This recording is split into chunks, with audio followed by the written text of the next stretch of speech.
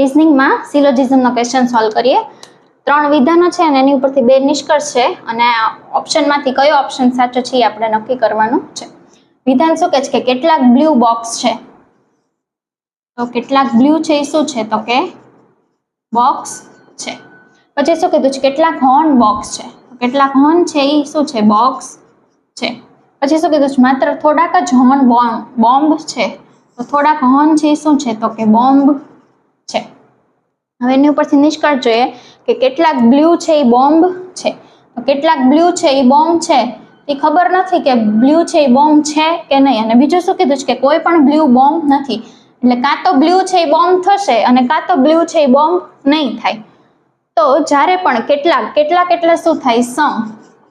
અને નથી એટલે શું થાય? તો કે નો. તો કે સમ અને નો તમને નિષ્કર્ષમાં આપ્યું હોય અને જે આ જે લખ્યું હોય એ સરખું હોય, બ્લુ બોમ્બ, તો હંમેશા જે આન્સર થાય શું થાય? આઈધર ઓર વાળો થાય, કે કાં તો નિષ્કર્ષ એક સાચો અથવા તો 2 અનુસરે છે.